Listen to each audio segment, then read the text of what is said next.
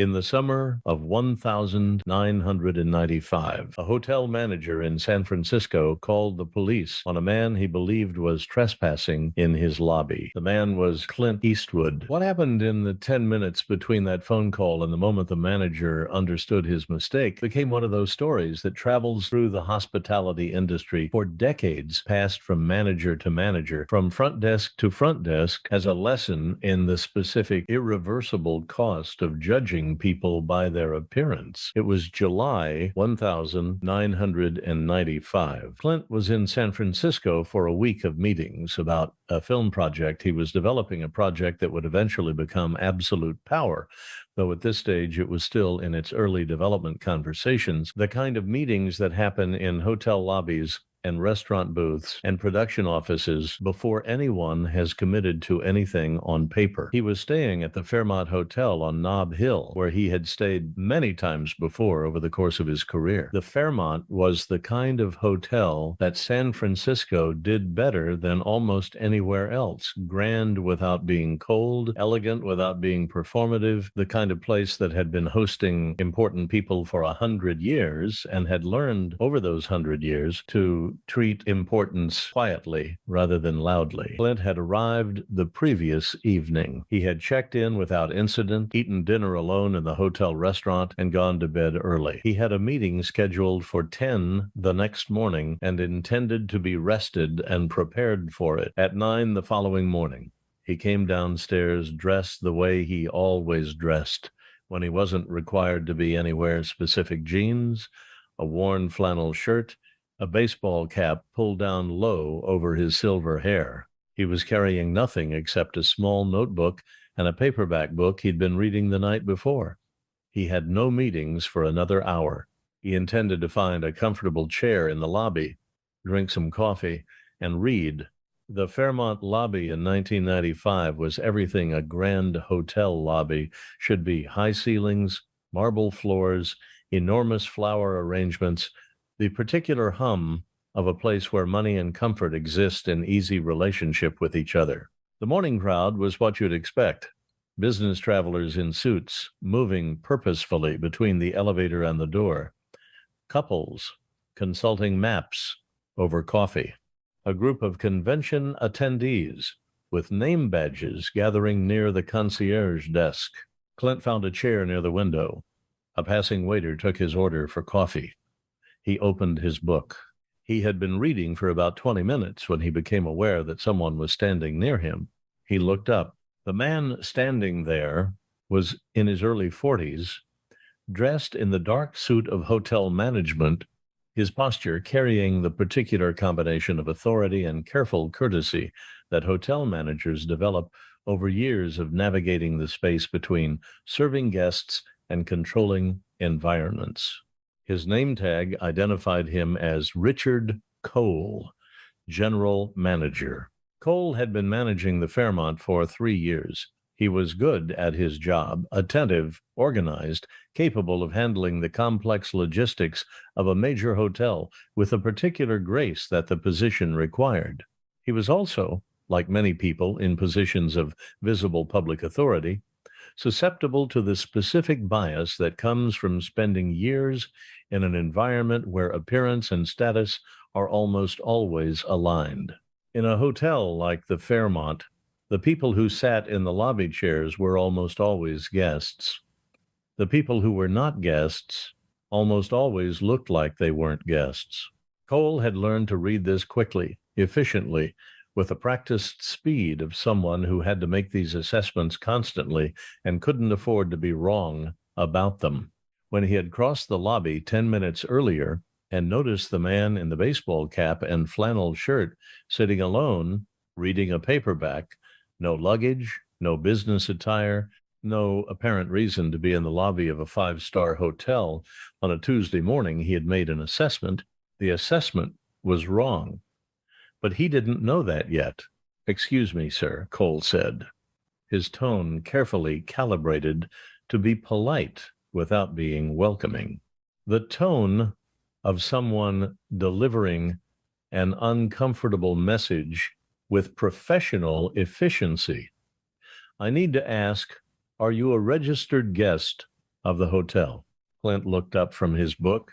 He had the expression of a man who has heard this kind of question before, in various forms, in various contexts, and has developed over many years a response to it that is neither angry nor particularly accommodating, just patient, waiting. I am, he said. Cole nodded slowly. Could I ask you a room number, sir? 814, Clint said. Cole had his radio in his hand. He pressed the button and asked the front desk to confirm that room 814 was occupied. There was a brief pause. The front desk confirmed that room 814 was registered. Cole thanked them and looked back at Clint. And your name, sir? Eastwood, Clint said. Clint Eastwood. Cole looked at him. His expression did not change immediately. The professional mask of a hotel manager was designed to not change immediately, to give the person wearing it time to process information before their face gave anything away. But something was happening behind the mask, a rapid internal recalibration.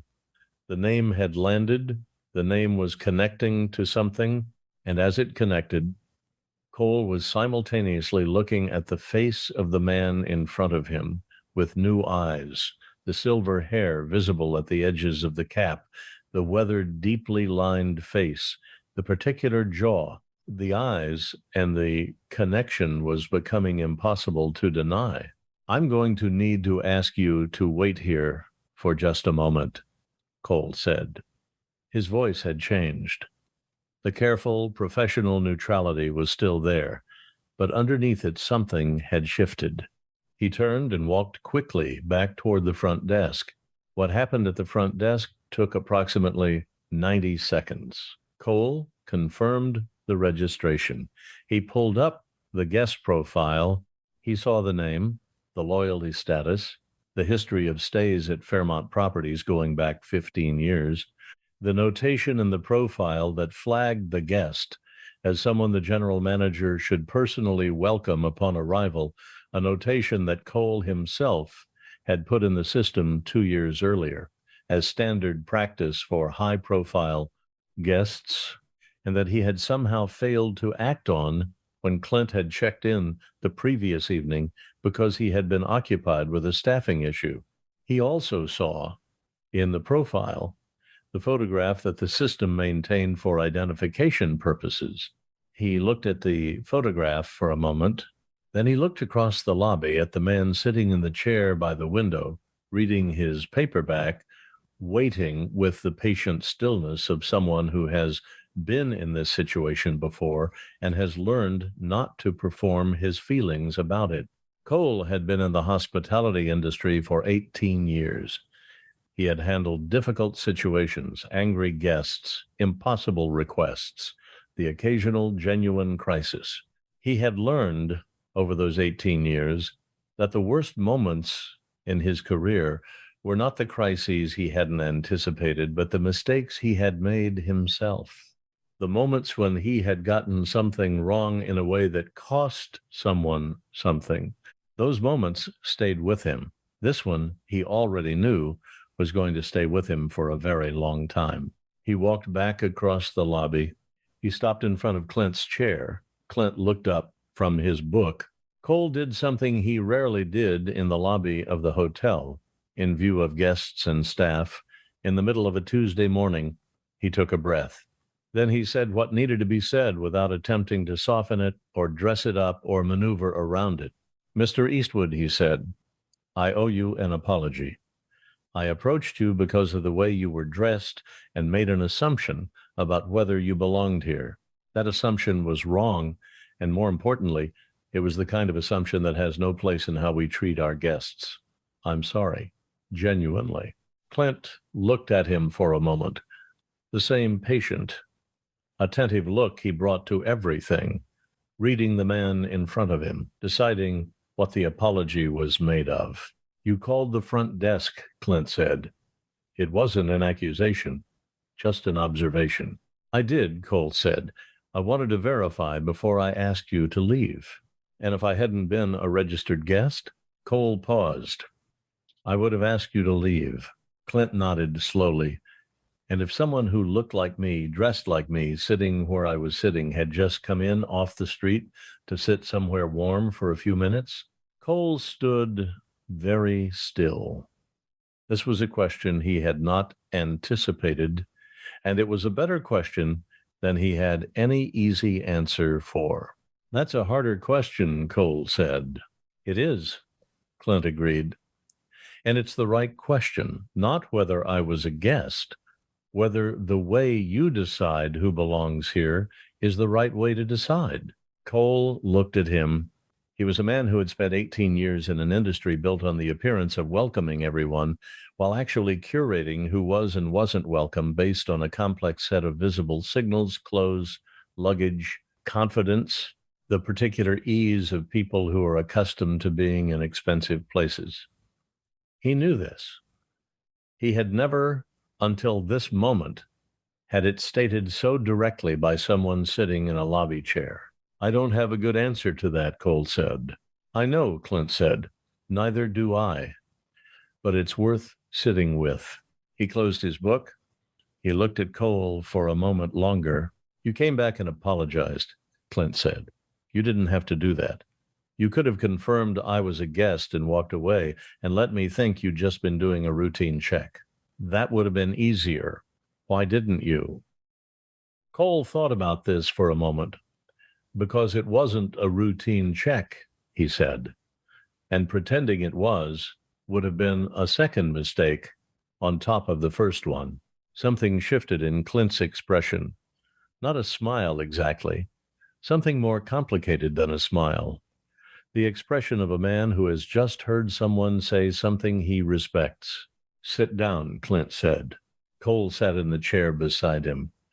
They talked for almost 30 minutes, not about the incident, or not only about the incident, about the hotel, about how assumptions get built into systems and processes until they become invisible, about the difference between welcoming people and welcoming the appearance of people, about what it cost in ways that never showed up in any report to make someone feel that their presence in a space had to be justified. Clint talked about his own experience of being misjudged by appearance, the restaurant in Georgia, the hotel in Beverly Hills, the countless small moments over a lifetime of looking like a regular man rather than a famous one, of moving through the world without the signals that people use to assign value and belonging. He talked about what it felt like and what he had learned from it and what he thought it meant. Cole listened. He was a man who was good at listening. It was a professional skill he had cultivated over 18 years. But he listened differently now than he had listened at the beginning of the conversation, not as a manager handling a situation, as a person receiving something. When Clint stood up to leave for his meeting, Cole stood with him. I'm going to change something, Cole said, in how we train staff here, in how we think about this. Good, Clint said. He shook Cole's hand. Mr. Eastwood, Cole said, thank you for not just walking out, for having the conversation. Clint looked at him. You came back and apologized, he said. That made it possible. He picked up his notebook and his book and walked across the marble lobby toward the elevator. Cole watched him go. That afternoon, Cole convened a meeting with his department heads. He told them what had happened, not the version that protected him, not the version that made it a minor misunderstanding, but the full version. He told them about the assumption he had made. He told them about the question Clint had asked. He told them about the 30-minute conversation that had followed. Then he asked his team to help him think about how the hotel's approach to presence and belonging could be different, not as a legal or liability question, as a question about what it actually meant to welcome people. The conversation lasted 2 hours. It produced new training materials that Cole implemented across the property over the following 3 months. Materials that are still, in revised form, part of the Fairmont San Francisco's staff orientation to this day. Cole told the story publicly for the first time in a 2008 interview with a hospitality industry publication, he was asked about the most important lesson of his career. A man in a baseball cap and a flannel shirt was sitting in my lobby reading a book, he said. I almost had him removed. He turned out to be Clint Eastwood. But here's what I've spent years trying to explain to people. The lesson isn't that you should be nice to people because they might be famous. The lesson is that the question of who belongs somewhere shouldn't be answered by what someone is wearing. He paused. Clint Eastwood asked me what I would have done if he hadn't been a registered guest, if he'd just come in off the street. I didn't have a good answer. I still think about that question. I think it's one of the most important questions anyone in this industry, anyone in any industry that serves the public can ask themselves. Here is what the 30 minutes in the Fairmont lobby teaches us if we are willing to learn it. We make assessments constantly. It is not possible to move through the world without making them every day in every environment. We are reading people, drawing conclusions from what we see, building expectations from visible signals, deciding in fractions of seconds who belongs where and why. Most of the time, we are not even aware that we are doing it. The problem is not the assessment. The assessment is inevitable. The problem is when the assessment becomes the action before the assessment has been examined. When we move from this person looks like they might not belong here to I will treat this person as though they don't belong here without pausing to ask whether the first thought is true and whether the second action is just, and whether the system that produced the first thought is one we would defend if it were made visible. Richard Cole made an assumption. He acted on it before examining it. That was the mistake, not the assumption itself, which was the product of an environment and a training that had taught him over years to read people in a particular way. The assumption was understandable. The action taken without examination was the problem. And then Cole did something that transformed the mistake into something else. He came back. He apologized without deflection. He sat down and listened. He asked his team to help him change something. He told the story publicly so that other people could learn from it. That is what accountability looks like when it is real rather than performed. Not the absence of error, not the perfect first response, the willingness to turn toward the mistake rather than away from it. To say, I got this wrong. Here is how I got it wrong. Here is what I am going to do differently. Clint Eastwood could have walked out of that lobby and let the story be nothing more than another small indignity in a lifetime of small indignities that famous people collect when they move through the world without their fame visible. He had done that before. He knew how to do it. Instead, when Cole came back and apologized, he stayed. He had the conversation. He asked the harder question and sat with the absence of an easy answer. He gave 30 minutes of his morning to a man who had almost had him removed from a lobby because the man had shown by coming back that he was worth 30 minutes.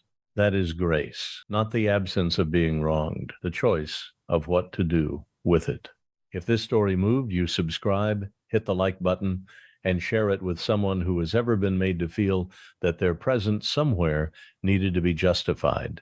And share it with someone who has ever been the person doing the justifying, because the more important half of this story is not Clint's grace. It is Richard Cole walking back across that marble lobby, knowing exactly what he had done and saying the thing that needed to be said. That walk back across the lobby, that is the whole lesson